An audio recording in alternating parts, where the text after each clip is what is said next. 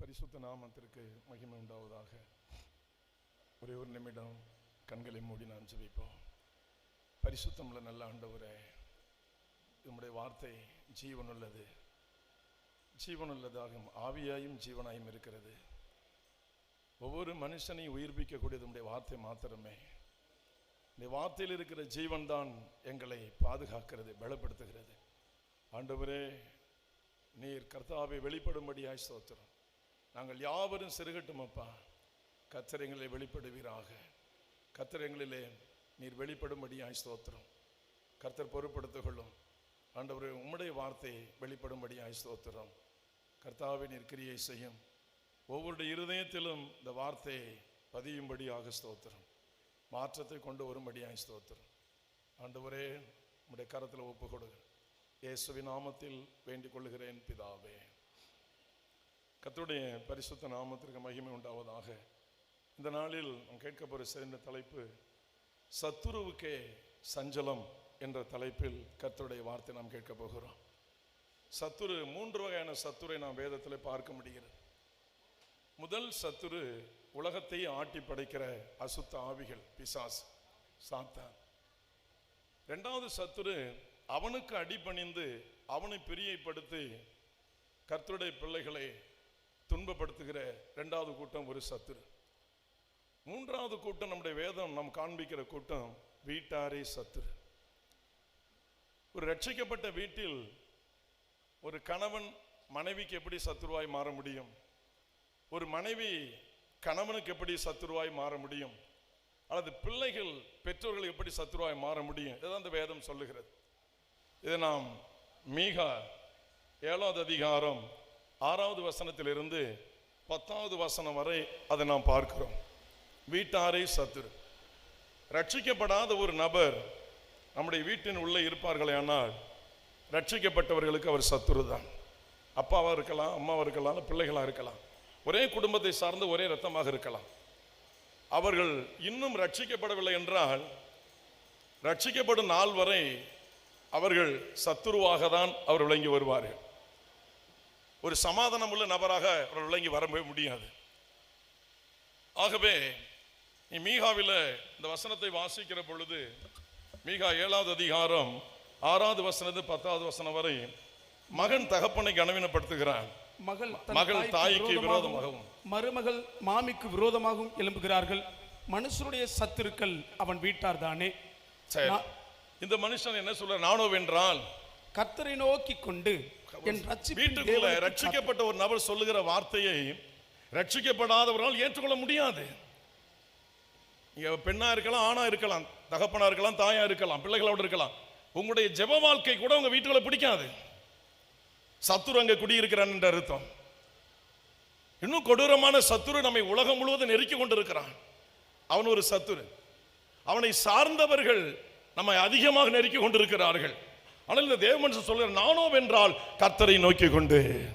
இந்த 3 வழிகளில் ஏதோ ஒரு வழிகளில் நீங்களும் நானும் பாதிக்கப்பட்டு தான் கொண்டிருக்கிறோம். நமக்கு ஒரே ஒரு நம்பிக்கை, தேவனை நோக்கி பார்ப்பது மட்டுமே. அவரை நோக்கி பார்ப்பது மட்டுமே நமக்கு வழிவாசல் திறக்கப்பட போகிறது. அடுத்தவர் என்ன சொல்லுகிறான்? என் ரட்சிப்பின் தேவனுக்கு காத்திருப்பேன், என் தேவன் என்னை கேட்டருளுவார். இந்த 3 சத்துருவில் எந்த சத்துருவின் பிடியில் நீங்கள் கலங்கி கொண்டிருக்கிறீர்களோ, கண்ணீர் விட்டு பல வருடங்களாக, மாதங்களாக, பல நாட்களாக கண்ணீர் விட்டு கதறி ஜெபித்துக் கொண்டிருக்கிறீர்களோ, உங்களுடைய ஜெபத்தை தேவன் கேட்க போகிறார். உங்களுடைய ஜெபத்திற்கு தேவன் பதிலை தரப்போகிறார். எத்தனை பேர் இதை விசுவாசிக்கிறீங்க? இந்த 3 வகை சத்துருக்களில் இருந்து கர்த்தர் இன்றைக்கு உங்களை விடுவிக்க போகிறார். அடுத்த வசனம், என் சத்துருவே எனக்கு விரோதமாய் சந்தோஷப்படாதே, நான் விழுந்தாலும் எழுந்திருப்பேன். நல்லா கவனிங்க. சத்துரு உங்களை எந்த இடத்துல விழ பண்ணினானோ, உங்களை கீழே தள்ளி உங்கள் ஜெப வாழ்க்கை குறைத்து, உடைய ஊழியத்திற்கு முற்றுப்புள்ளி வைத்து, ஆத்தும ஆதாயத்துக்கு முற்றுப்புள்ளி வைத்து, சபையை சீர்குலைத்து, குடும்பத்தை குட்டிச்சவராக்கி, ஆசீர்வாதங்களை கெடுத்து, எல்லாவற்றையும் குட்டிச்சவராக்கின அந்த சத்துருவை பார்த்து சொல்லுங்கள், சத்துருவே நீ சந்தோஷப்படாதே, நான் விழுந்தாலும் என் தேவனை எழுந்திருக்க பண்ணுவார். அல்லேலூயா. சத்துருவை பார்த்து பயந்து நடுங்கி ஒளிந்து கொள்வதற்காக கர்த்தர் இந்த இடத்திற்கு உங்களை கொண்டு வரவில்லை. அவனை பார்த்து சபதமிடுவதற்காக கர்த்தர் நம்மை அழைத்து வந்திருக்கிறார். 91வது வருடம் இந்த இடத்துல நான் வரும் பொழுது எங்க அம்மா எங்க இருக்காங்கன்னு தெரியாது. எங்க அப்பா மரித்து போனாங்க, செத்து போயிட்டாங்க, செய்வனில் சாகடிச்சிட்டாங்க. காங்கிரஸ்ல இருந்தாங்க. எங்க அப்பா நல்ல ஒரு வியாபாரி, பொறாமையில் செய்வன் வச்சு கொண்டுட்டாங்க. நாங்கள் சாமியாடி குடும்பம், 18 சாமி எங்களுக்கு உண்டு. எங்கள் சித்தப்பா சாமி ஆடுறாரு, முள்ளு மேலெல்லாம் நடந்து ஓடுவாங்க எங்கள் சித்தப்பா. நான் கல்லூரி படிப்பு முடித்த பிறகு எங்கள் சித்தப்பா சாமி ஆடினாங்க. எங்கள் அத்தை, எங்கள் அப்பாவோட அக்கா 120 வயசு வரையும் சாமி ஆடினாங்க. எங்கள் பாட்டி சாமி ஆடி. திருவாரூர் மாவட்டத்தில் ஒரு சின்ன கிராமம் சுபத்திரியம், அந்த கிராமத்தில் தான் நான் பிறந்தேன். 2 தாத்தா அண்ணன் தம்பி, அந்த 2 பேர் தான் ஒரு கிராமம். அந்த சின்ன கிராமத்தில் இந்த பெரிய தேவன் இறங்கி வந்திருக்கிறார். அந்த கிராமத்தில் இன்றைக்கு 5 பேரை எங்களை ஊழியக்காரர்களாக கர்த்தர் நியமித்து அவர் நடத்தி கொண்டிருக்கிறார். மந்திரவாதிட்ட போய் சொன்னார், உங்க குடும்பமே செத்து போவீங்க அப்படின்னு சொன்னாரு. நீ எல்லாரும் செத்து போவீங்க, கடைசி தம்பி வரையும் எழுதி கொடுத்தது மாதிரி பேப்பரில் படிக்கிற மாதிரி படி அப்படி சொன்னார். நான் ஒரு காலில் விழுந்து அழுதேன், குடும்பத்தை எப்படியாவது காப்பாத்துங்க, எங்கள் அப்பாவை நாங்கள் இழந்துட்டோம், எங்கள் அம்மா எங்கேயோ பிச்சை எடுத்துக்கிட்டு இருக்கிறாங்க. பல பேர் சொல்கிறாங்க அம்மா இங்கே இருக்கு, இங்கெல்லாம் எங்கள் அம்மா பிச்சை எடுத்துருக்குறாங்க. பல பேர் சொல்கிறாங்க. தையோடைய காலில் விழுந்து அழுதேன். 2 தம்பி 2 தங்கச்சி. எங்கள் அண்ணன் இங்கே மேடையில் இருக்கிறாங்க, அவங்க மட்டும் கல்யாணம் ஆகிருந்துச்சு. அவர் காலில் விழுந்து நான் அழுதேன். நான் அழுத அழுகையை பார்த்து சொன்னார், நான் முயற்சி பண்ணுறேன் தம்பி அப்படின்னு சொல்லி 20,000 பணம் கேட்டார். ஒரு பவுடர் கொடுத்தார், உங்கள் அம்மாவை தேடி கொடுங்க இருப்பான்னு. நாங்கள் மறுபடியும் எங்கள் அம்மாவை தேடினோம். 3 மாதம் எங்கள் அம்மா இருந்தாங்க. அதுக்கு பிறகு எங்கள் அம்மா எங்கே போனாங்கன்னு தெரியாது. 91வது வருடம் 15, 16 இதே 17 தேதியில் கடைசி நாள் கூட்டம் இந்த டைரக்ஷன் நடந்த மேடை இங்கே இருந்துச்சு. கடைசியில் இருந்து நான் உட்காந்துருந்தேன். கவர்மெண்ட் நான் மறுபடியும் போயிட்டேன். 7வது மாதம் ஏசு என்னை தொட்டார். ஹீலிங் சென்டர் கர்த்தர் என்னை அழைத்து வந்தார்.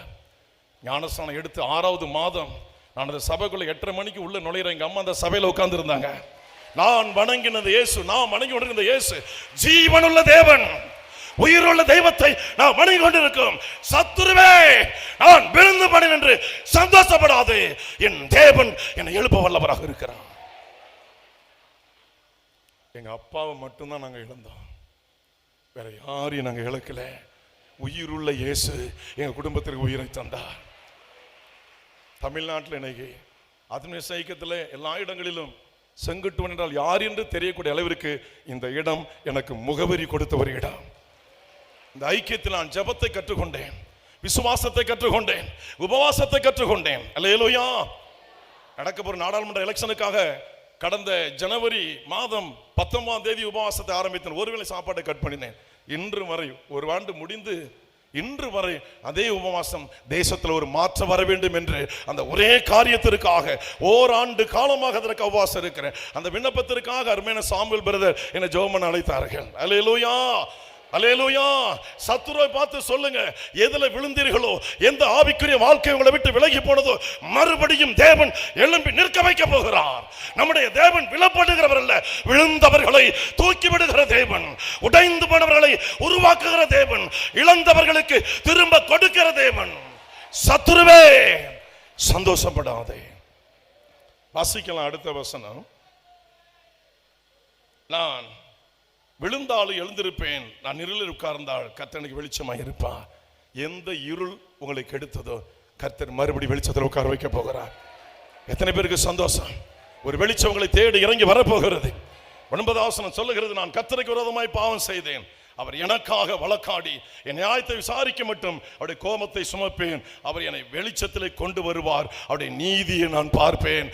பதில் கிடைக்காதவர்களுக்கு எத்தனை ஆண்டு காலம் ஜெபித்து ஜெபித்து சோர்ந்து போகிறீர்களோ, 2024 ஜனவரி 17 உங்களுக்கு பதில் கொடுக்கிற ஒரு நேரமாக இது இருக்கிறது. சொல்லுங்க, ஆண்டவரை பார்த்து நான் பதில வெளிச்சத்தில் என் தெய்வத்துடைய நீதியை நான் பார்ப்பேன்னு சொல்லுங்க. எனக்கு பதில் கிடைக்க போகுதுன்னு சந்தோஷமா விசுவாசத்தை அறிக்கையிடுங்க. இந்த வசனத்தை நம்பாவிட்டால் இந்த உலகத்தில் நம்ம யாரை நம்ப போகிறோம்? நாம் நம்பத்தக்க மனிதர்கள் வேறு யாரும் இல்லை. வாசிக்கலாம் அடுத்ததாக 10வது வசனம். உன் தேவனாகிய கர்த்தர் எங்கே என்று என்னோட சொல்லுகிற என் சத்துருவானவள் அதை பார்க்கும்போது வெட்கம் அவளை மூடும், என் கண்கள் அவளை காணும். இனி வீதிகளின் சேற்றை போல என் சத்துரு மிதிக்கப்படுவாள். எத்தனை பேர் நம்புறீங்க? எத்தனை பேர் நம்புறீங்க? இனி உங்களுக்கு சஞ்சலம் அல்ல, உங்களை கெடுத்த சத்துருக்கு இன்றையிலிருந்து சஞ்சலம் தொடங்க போகிறது. அது மனித கூட்டமோ பேய் கூட்டமோ எந்த கூட்டமோ, இன்றைக்கு தேவன் யுத்தம் பண்ண போகிறார். இனி சஞ்சலம் உங்களுக்கு அல்ல, உங்களை தொடர்ந்த சத்துருவுக்கு. எஸ்தர் 9வது அதிகாரம் 1வது வசனத்திலிருந்து 5வது வசனங்கள் வாசிக்கிற பொழுது, ராஜாவின் வார்த்தையின்படியும் அவனுடைய கட்டளையின்படியும் செய்யப்படுகிறதற்கு ஆதார் மாதம் என்கிற 12ஆம் மாதம் 13ஆம் தேதியிலே யூதரின் பகைஞர் அவர்களை மேற்கொள்ளலாம் என்று நம்பினார்களே, அந்நாளிலே தான் யூதரானவர்கள் தங்கள் பகைஞர்களை மேற்கொள்ளும்படிக்கு காரியம் மாறுதலாய் முடிந்தது. டைம் போட்டு சில பேர் மந்திரம் பண்ணுவாங்க.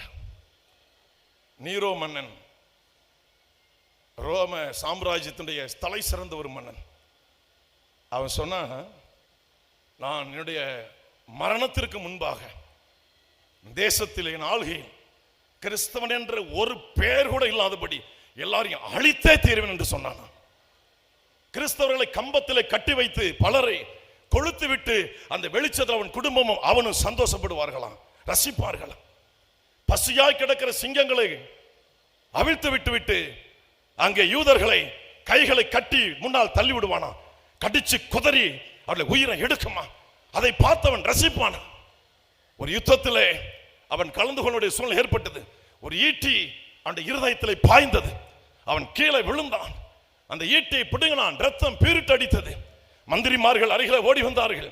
மந்திரிமார்களை பார்த்தவன் கேட்டான், நான் சாக போகிறேன், என் இருதயத்தில் ஈட்டி பாய்ந்து விட்டது, நான் போட்ட சபதம் என்னாச்சு என்றவன் கேட்டானா. ஐயா, நீங்கள் மன்னிக்க வேண்டும், நீங்கள் அரசாட்சிக்கு பொறுப்பேற்ற பொழுது இருந்த கிறிஸ்தவரோட 2 மடங்கு கிறிஸ்தவர்கள் அதிகமாக இருக்கிறார்கள் என்று அந்த மந்திரி சொன்னானா. என் அன்பு தேவனுடைய பிள்ளைகளே, நீரோ மன்னன் சொன்ன வார்த்தை, இந்த இரத்தத்தை அள்ளி தெளித்து விட்டவன் சொன்னானா, நசரேயனாகிய இயேசுவே நீர் ஜெயித்தீர், நான் தோற்று போனேன். நசரேயனாகிய இயேசுவே நீர் ஜெயித்தீர், நான் தோற்று போனேன். யூத ராஜசங்கத்தின் பிள்ளைகளாக, இயேசு கிறிஸ்து நாமம் தரிக்கப்பட்ட பிள்ளைகளாக இந்த இடத்தில் அமர்ந்திருக்கிற அத்தனை பேரும் ஜெயிக்க வைப்பதற்காக கர்த்தர் கொண்டு வந்திருக்கிறார். சத்துருவுக்கு சஞ்சலத்தை உண்டாக்குவதற்காக கர்த்தர் கொண்டு வந்திருக்கிறார். இனி சஞ்சலம் உங்களுக்கு உரியது அல்ல, இனி சஞ்சலம் நமக்கு உரியது அல்ல, நம்முடைய ஆவிக்குரிய சபைக்கு உரியது அல்ல. சஞ்சலம் நீங்க போகிறது, சத்துருவுக்கே சஞ்சலம் வரப்போகிறது. ஆதியாகமத்தில் அந்த சத்துரு உள்ளே நுழைந்து வந்தான். யாத்திராகமத்தில் ஒட்டுமொத்த நபர்களையும் அழிக்க அவன் திட்டமிட்டான். எஸ்தரின் காலத்தில் அப்படியே தாவி தாவி அது வந்தது. சத்துரு நுழைந்தான். எங்கெல்லாம் சத்துரு உள்ளே நுழைந்து ஜெபிக்கிற மக்களுக்கு விரோதமாக எழும்பினார்களோ குறிப்பிட்ட காலம் வரைதான் அவருடைய ஆட்டம் இருந்தது. அதன் பிறகு சத்துரு அடங்கி போனான். ஜெபித்தவருடைய கை உயர்ந்தது, ஜெபித்தவருடைய வாழ்க்கை உயர்ந்தது. ஜெபித்தவருடைய வரலாறு இன்றைக்கு வேதம் சொல்லுகிறது, உங்க வாழ்க்கை உங்கள் பகுதியில் ஒரு வரலாறாக மாறப்போகிறது. சத்துருவுக்கே சஞ்சலம். சொல்லுங்க வாயை திறந்து, இனி சஞ்சலம் எனக்கு கிடையாது. எத்தனை பேர் விசுவாசிக்கிறீங்க? சத்துருவுக்கே சஞ்சலம் சொல்லுங்க. இனி சஞ்சலம் எனக்கு அல்ல, சத்துருவுக்கு சாவுமணி அடிக்க போகிறார். சத்துருவு சஞ்சலத்தை அனுபவிக்க போகிறார். இனி எனக்கு சஞ்சலம் அல்ல, எனக்கு சந்தோஷத்தை ஆண்டவர் கொடுக்க போகிறார். 3வது அதிகாரத்தில் எஸ்தர்ல இந்த திட்டம் போடப்பட்டது. 4வது அதிகாரத்தில் மொர்தெகாய் கதறுகிறார். 120 நாடுகளிலும் ஒரே கண்ணீர். 5வது அதிகாரத்தில் எஸ்தர் அம்மா உள்ளே நுழைகிறார்கள். 5வது அதிகாரத்தில் அந்த அம்மாவுக்கு ஒரு வாய்ப்பு கிடைக்கிறது. 6வது அதிகாரம் நடபடிகள் புத்தகத்தை படிக்க ராஜா சொல்லுகிறார். அங்கே மொர்தெகாயுடைய காரியம் வெளிப்படுகிறது. அன்பு தேவனுடைய பிள்ளைகளே, ஜெபிக்கிற தேவ ஜனங்களே, உங்கள் ஜெபத்திற்கு ஒருவேளை மரியாதை வராமல் இருந்திருக்கலாம், உங்கள் ஜெபத்திற்கு ஒரு ஹானர் கிடைக்காமல் இருந்திருக்கலாம், ஒரு சன்மானம் கிடைக்காமல் இருந்திருக்கலாம். நம்ம ஜெபித்த இவ்வளவு நன்மைக்கான காரியங்களை வாங்கி கொடுத்திருக்கிறோம், ஆனால் நமக்கு நல்ல பேர் இல்லை, உயர்வில்லை என்று நீங்கள் ஏங்கி கொண்டிருக்கலாம். மொர்தெகாய் அப்படிதான் நினைவற்று போனான். குறிப்பிட்ட காலம் வந்தது, 127 நாடுகளில் மக்கள் யூதர்கள் அழிக்கப்பட வேண்டிய திட்டம் தீட்டப்பட்டு அது நிறைவேறின பொழுது அங்கே மொர்தெகாய் நினைக்கப்படுகிறார். உங்களுடைய ஜெபம் எல்லாம் நினைக்கப்பட போகிறது, உங்களுடைய தான தர்மம் எல்லாம் நினைக்கப்பட போகிறது. யாருக்கெல்லாம் அழுது அழுது ஜெபித்து விடுதலை வாங்கி கொடுத்தீர்களோ தேவன் அதை நினைவில் கொண்டு வர போகிறார். என்ன நடந்துச்சு? அந்த மொர்தெகாய்க்கு அங்கே கனம் செய்யப்படுகிறது. தூக்குமரம் ஒரு பக்கம் காத்திருக்கிறது. 127 நாடுகளில் ஒரே புலம்பல் கண்ணீர். அந்த நாளில் அகாஸ்வேரு ராஜாவுடைய அரண்மனையில் மாற்றத்தை கொண்டு வந்தவர் நம்முடைய தேசத்தில் கொண்டு வர மாட்டாரா? நம்முடைய தேசத்தில் கொண்டு வர மாட்டாரா? இயேசு கிறிஸ்து நேற்றும் இன்றும் என்றும் மாறாதவர் என்று வேதவசனம் சொல்லுகிறது. அன்றைக்கு மொர்தெகாய் வாழ்க்கை நடந்தது. இங்கே வந்திருக்கிற மொர்தெகாய் பூமியிலே நிரூபிக்கிற ஜெபம். நீரோ மன்னன் தோற்று போனது மெய்யானால் இந்தியா மட்டுமல்ல, எந்த நாடாக இருக்கட்டும், ஜெபிக்கிற மக்களுக்கு விரோதமாக எங்கே கூட்டம் எழும்பினதோ அவர்கள் வெட்கப்பட்டு போக போகிறார்கள். சத்துருவுக்கே சஞ்சலம். எல்லா கரங்களை தட்டி ஆண்டவரை மகிமைப்படுத்துங்க. சத்துருவுக்கே சஞ்சலம், சத்துருவுக்கே சஞ்சலம், சத்துருவுக்கே சஞ்சலம். வாயை திறந்து உற்சாகமாய் சொல்லுங்க. சோர்ந்து போன தேவ பிள்ளையே, உடைந்து போன தேவ பிள்ளையே, இழந்து போன தேவ பிள்ளைகளே, உற்சாகமா சொல்லுங்க. மிக தீர்க்கதரிசி தான் எழுதி வைத்திருக்கிறார். சத்துருவே சந்தோஷப்படாதே, நான் விழுந்தாலும் நான் எழுந்திருப்பேன், நான் இருளில் கிடந்தாலும் என் தேவன் என்னை வெளிச்சத்தில் கொண்டு வருவார், என் தேவன் என்னை கேட்டருளுவார். சத்துருவை சேற்றை போல வீதியில விதிக்கப்பட்டு போவார். நாம மிதிப்பட்டு கிடக்கிறோம், கவலைப்படாதீங்க. சீக்கிரம் காரியம் மாறுதலாய் நடக்க போகிறது. என்ன நடந்தது வாசிக்கலாம். எஸ்தர் 9வது அதிகாரம் 2வது வசனம்.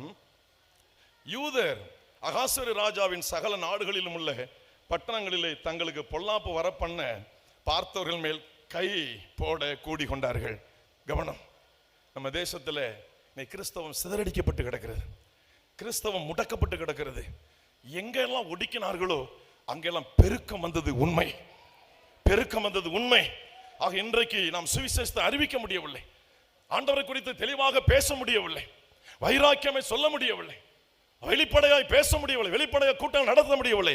என் அன்பான தேவனுடைய பிள்ளைகளே, எல்லா தேவ ஜனங்களும் உற்சாகமாய் கூடிக்கொண்டு கர்த்தரை ஆர்ப்பரிக்கக்கூடிய ஒரு நாள் நமக்கு நெருங்கி கொண்டிருக்கிறது. காரியம் மாறுதலாய் முடிய போகிறது, காரியம் மாறுதலாய் முடிய போகிறது. தேவன் இதை செய்ய போகிறார். அல்லேலூயா. அந்த வசனத்தை வாசிக்கிற பொழுது பொல்லாப்பு வரப்பண்ண பார்த்தவர்கள் கைபோட கூடி கொண்டார்கள், ஒருவரும் அவர்களுக்கு முன்பாக நிற்க கூடாது இருந்தது. ஜெபிக்கிறவங்களை யாரும் எதிர்த்து நிற்க முடியாது. எதிர்த்து நிற்கிறது போல தெரியும், சீக்கிரம் அவர்கள் விழுந்து போவார்கள். நம்முடைய தேவன் சிலுவையிலையும் ஜெயித்தவர், ஜீவனை விட்ட இடத்திலையும் ஜெயித்தவர், நொறுக்கப்பட்ட இடத்திலையும் ஜெயித்தவர், இரத்தம் சிந்தின இடத்திலையும் அவர் சாத்தானை ஜெயித்தவர். அவருடைய பிள்ளைகளாக நாம் இங்க வந்திருக்கிறோம். சிலுவை மரத்தில் சாத்தானை நசுக்கினாரே தலையே, அவருடைய பிள்ளைகளா நம்ம வந்திருக்கிறோம். நாம தோற்று போக போறதில்லை. சத்துருவை பார்த்து சொல்லுங்க, சந்தோஷப்படாதே. நான் விழுந்து போயிட்டு சந்தோஷப்பட்டியா? நான் ஜெபத்தை இழந்துட்டேன்னு சந்தோஷப்பட்டியா? என் குடும்பம் உடைஞ்சு போயிட்டு சந்தோஷப்பட்டியா? என் பிள்ளைகள் மீறி மீறி பேசுவதனால் நீ சந்தோஷப்பட்டியா? நான் ஆலயம் போக முடியாத சூழ்நிலை ஏற்பட சந்தோஷப்பட்டியா? ஆத்தும் ஆதாயம் செய்யக்கூடாமல் போனதனால் சந்தோஷப்பட்டியா? என் தேவன் இன்றைக்கு எல்லாவற்றையும் மாற்றி அமைக்கிறார். ஹல்லேலூயா, ஹல்லேலூயா. கர்த்தருக்கு 2 சாமுவேல் வாசிக்கலாம். இன்னொரு வசனத்தை வாசித்தலாம். 3வது வசனம், எஸ்தர் 9:3. நாடுகளின் சகல அதிகாரிகளும் தேசாதிபதிகளும், அதுக்கு முன்பு அந்த 2வது வசனம் கடைசி, ஒருவரும் அவர்களுக்கு முன்பாக நிற்க கூடாது இருந்தது. அவர்களை பற்றி சகல ஜனங்களுக்கும் பயம் உண்டாயிற்று. ஆமென். ஜெபிக்கிறவங்களை யாரும் எதிர்த்து நிற்கவே முடியாது, ஜெபிக்கிறவங்களை யாரும் எதிர்த்து நிற்கவே முடியாது. இதை மோசே யாக்கோபு எங்கே சொல்லுகிறார்கள் வாசிக்கலாம். எடுத்துக்கொள்ளுங்கள். உபாகமம் 33வது அதிகாரம் 27, 28 அங்க வாசிக்கிற பொழுது 28, இஸ்ரவேல் சுகமாய் தனித்து வாசம் பண்ணுவான். யாக்கோபின் ஊற்றானது தானியமும் திராட்சரசமும் தேசத்தில் இருக்கும். அவருடைய வானமும் பனியை பெய்யும். இஸ்ரவேலை நீ பாக்கியவான். கர்த்தரால் ரட்சிக்கப்பட்ட தனமே உனக்கு ஒப்பானவன் யார்? உனக்கு சகாயம் செய்யும் கேடகமும் உனக்கு மகிமை பொருந்திய பட்டயம் அவரே. உன் சத்துருக்கள் உனக்கு இச்சகம் பேசி அடங்குவார்கள். சத்துருக்கள் அடங்குவார்கள். எத்தனை பேர் இந்த வார்த்தையை நம்புறீங்க? சத்துருக்கள் அடங்குவார்கள். ஊழியத்தை முடக்கின சத்துருக்கள் அடங்குவார்கள். ஆவிக்குரிய ஜனங்களுக்கு விரோதமா எழும்பின சத்துருக்கள் அடங்குவார்கள். நல்ல கையை தட்டி ஆண்டவரை மகிமைப்படுத்துங்க. ஸ்தோத்திரம் சொல்லி கரங்களை தட்டுங்க. அல்லேலூயா சொல்லி கரங்களை தட்டுங்க. சத்துருக்கள் அடங்குவார்கள். ஆதியாகமம் 49வது அதிகாரம் 8வது வசனத்திலிருந்து 12வது வசனம் வரை அங்கே யாக்கோபு சொல்லுகிறார் யூதாவை குறித்து. இங்க நம்ம வந்திருக்கிற அத்தனை பேரும் கவனத்தில் வச்சுங்க. நாம் கர்த்தரை துதிக்கிற ஜனம், கர்த்தரை போற்றி பாடுகிற ஜனம், கர்த்தரை மகிமைப்படுத்துகிற ஜனம். உயிரே போறதா இருந்தாலும் எனக்கு இயேசு போதும் என்று வைராக்கியம் பாராட்டி பேசுவது மட்டுமல்ல, வாழ்ந்து காட்டிக் கொண்டிருக்கிற ஜனம். எத்தனை பேர் இந்த வார்த்தைக்கு உன் ஆமென் என்று சொல்ல போறீங்க? கர்த்தரை உயர்த்துகிற நமக்கு, துதிக்கிற நமக்கு அவர் சொல்றாரு, யூதாவே சகோதரர்களால் புகழப்படும் நீயே, உன் கரம் சத்துருக்களின் பிடரின் மேல் இருக்கும். சத்துருக்களுடைய இதுவரை சத்துருவின் கரம் நம்ம பிடரிக்கு வந்துச்சு. இந்த 17ஆம் தேதி அந்த கரத்தை முறித்து நம்முடைய கரத்தை சத்துருவின் ஆளுகையின் மேல் வைக்க போகிறார். இது தீர்க்க தரிசனமான ஒரு வார்த்தை. இது அல்லேலூயா.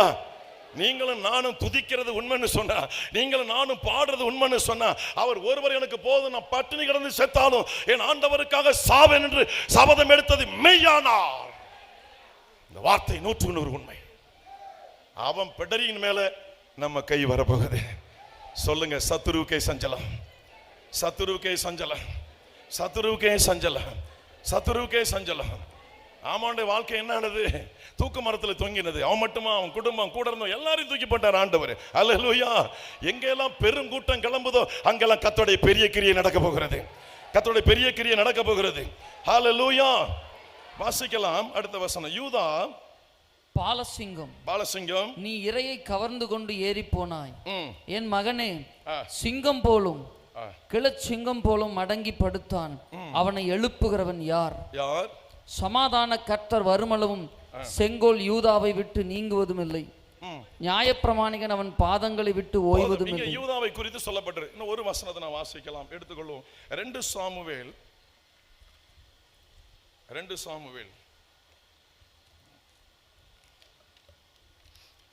5வது அதிகாரம்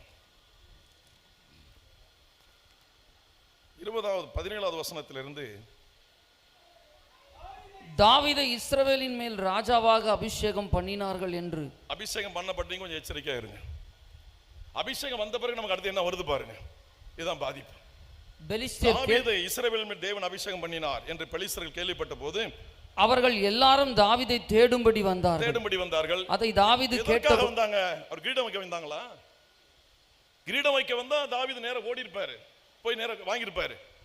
அப்படி தேடி வந்த பொழுது தாவீது என்ன பண்ணாரா? அதை தாவீது கேட்ட போது ஒரு அரணிப்பான இடத்துக்கு போனான். அபிஷேகம் பண்ணப்பட்டாச்சு, அந்நிய பாஷை வந்தாச்சு, பரிசுத்தாவில நிரம்பியாச்சு, வரங்களை பெற்றாச்சு. அடுத்து நீங்க போக வேண்டியது ஆவிக்குரிய பாதுகாவல் எங்கே இருக்கோ அங்கே அடைக்கலமாக வேண்டும். அரணிப்பான இடத்திற்கு போனான். அபிஷேகம் பண்ணப்பட்ட பிறகு நம்ம ஆபத்து வரும், பிரச்சனை வரும். ஆனா நம்ம போக வேண்டிய இடம் ஒரு அரணிப்பான இடம். அவன் அங்க போனா 18வது வசனம், பெலிஸ்தர் வந்து ரெப்பாயின் பள்ளத்தாக்கில் பரவி இருந்தார்கள். பெலிஸ்தருக்கு விரோதமாய் போகலாமா என்று ஆண்டவரை கேட்டான். அவர்கள் என் கையில் ஒப்பு கொடுப்பீரோ என்று தாவீது கர்த்தரிடத்தில் விசாரித்த போது கர்த்தர் சொன்னார், கர்த்தர் போ, பெலிஸ்தரை உன் கையில் நிச்சயமாய் ஒப்பு கொடுப்பேன் என்று தாவீதுக்கு சொன்னார். தாவீது பாகால் பிராசிமுக்கு வந்து அங்கே அவர்களை முறியடித்து தண்ணீர்கள் உடைந்து ஓடுகிறது போல கர்த்தர் என் சத்துருக்களை எனக்கு முன்பாக உடைத்து ஓட பண்ணினார் என்று சொல்லி அது நிமித்தம் அந்த ஸ்தலத்திற்கு பாகால் பிராசிம் என்று பெயர். எத்தனை சத்துரு கங்கணம் கட்டிக்கொண்டு உங்களை கெடுக்க இதுவரை திட்டம் போட்டிருக்கானா, உடைந்து ஓட போகிறார்கள். சத்துருவுக்கே சஞ்சலம். சொல்லுங்க, சத்துருவுக்கே சஞ்சலம், சத்துருவுக்கே சஞ்சலம். கடைசியாக சங்கீதம் 27:4 வரை நான் வாசிக்கிற பொழுது, சங்கீதம் 27:4-6, கர்த்தரிடத்தில் ஒன்றை நான் கேட்டேன், அதையே நாடுவேன். நான் கர்த்தருடைய மகிமையை பார்க்கும்படியாகவும் அவருடைய ஆலயத்தில் தயவு செய்து வந்திருக்கிறவங்க எல்லாரையும் கையெடுத்து கும்பிட்டு நான் கேட்கிறேன், உங்க வாழ்க்கையில ஆராதனை மட்டும் இழந்துடாதீங்க, ஆலயத்தை இழந்துடாதீங்க, ஆராதனை இழந்துடாதீங்க, ஆலயத்தை இழந்துடாதீங்க. நிறைய பேர் இப்ப நேற்று கூட சொன்னாங்க, சபைனா எது? அது அருமையான தம்பி ஜிம்ஸ் கிட்ட அவங்கள்ட்ட நான் சொன்னேன், நீங்க அதை நாளைக்கு பேசுங்க அப்படின்னு சொல்லி அவங்க பேசுவாங்க. அதுக்கு முன்னாடி நான் சொல்றேன், எல்லா ஆலயம் அல்ல, எல்லா ஊழியக்காரர்கள் அல்ல, மணவாட்டி இயேசு கிறிஸ்து நாமம் தரிக்கப்பட்டவர்கள் மட்டுமே மணவாட்டி. நிறைய வந்திருக்கிறீங்க, ஆத்துமநேசர் சபை ஐக்கியத்தை விட்டு விலகி வேற இடத்திற்கு ஆராதனைக்கு போய் மற்ற நேரமெல்லாம் இங்கே வருகிற விசுவாசினி வந்திருக்கிறீர்கள். உங்களுக்கு சரியான ஆலோசனை கொடுப்பாங்க நான் விசுவாசிக்கிறேன். எங்க ஆராதனைக்கு போகணும்? எல்லா சபையா, எல்லா ஊழியக்காரர்களா? அல்ல. இங்க சொல்லுகிறான், ஒன்றை நான் கேட்டேன், அதை நான் ஆடுவேன், அங்க தேவனுடைய மகிமை பார்க்கும்படியாக தேவனுடைய ஆலயத்தில் ஆராய்ச்சி. ஆலயத்துக்கு வந்து யாரை திருடலாம், யாரை கெடுக்கலாம், யார்கிட்ட பணம் வாங்கலாம், யாரை ஏமாத்தலாம், இந்த ஊழியக்காரர் நல்லா பேசுறாரு பரவாயில்ல, இவர்கிட்ட ஒரு 10,000 போட்டுடலாம் அப்படின்னு அந்த ஆராய்ச்சி வந்தா கெட்ட ரிசல்ட் தான் கிடைக்கும். நல்ல ஆராய்ச்சி செய்தால் நல்ல ரிசல்ட் கிடைக்கும். சரி, வசனத்துக்கு வந்துருவோம், முடிப்போம். அதோட ஜீவனுள்ள நாளெல்லாம் கர்த்தருடைய ஆலயத்தில் தங்கியிருப்பதை நாடுவேன். தீங்கு நாளில் அவர் என்னை திரும்ப தம்முடைய கூடாரத்தில் மறைத்து என்னை தமது கூடாரம் மேலே ஒளித்து வைத்து அவர் என்னை கண்மலையின் மேல் உயர்த்துவார். இப்பொழுது என் தலை என்னை சுற்றிலும் இருக்கிற எல்லா சத்துருக்களுக்கு மேலாக உயர்த்தப்படும். ஒரு நிமிஷம் எழுந்து நிற்பான். எல்லாரும் எழுந்து நிற்பான். சத்துருவுக்கே சஞ்சலம். 3 நாள் கூட்டத்துக்கு வந்த நமக்கு சஞ்சலம் நிரந்தரம் அல்ல, நமக்கு டெம்பரரியா வந்திருக்குது, டெம்பரரியா வந்திருக்கு, அது நிரந்தரம் அல்ல. நமக்கு நிரந்தரம் ரட்சிப்பும் சமாதானமும் சந்தோஷமும் விடுதலையும் தான். நமக்கு நிரந்தரம் பரலோகம், நமக்கு நிரந்தரம் தேவ சமூகம். எல்லாரும் ஒரே ஒரு நிமிஷம் சொல்லுங்க, சத்துருவே சந்தோஷப்படாதே, நான் விழுந்தாலும் என் தேவனை எழுந்திருக்க பண்ணுவார். நான் விழுந்தாலும், நான் இழந்திருந்தாலும், ஆத்தும ஆதாயம் எல்லாவற்றையும் ஐக்கியத்தில் நான் இழந்திருந்தாலும் என் தேவன் மறுபடியும் என்னை எழுந்திருக்க பண்ணுவார். என் சத்தத்தை கேட்டருளுவார், என்னை வெளிச்சத்தில் கொண்டு வருவார். சத்துருவே, உன்னை சேற்றை போல வீதியில் நீ மிதிக்கப்பட்டு போவார்.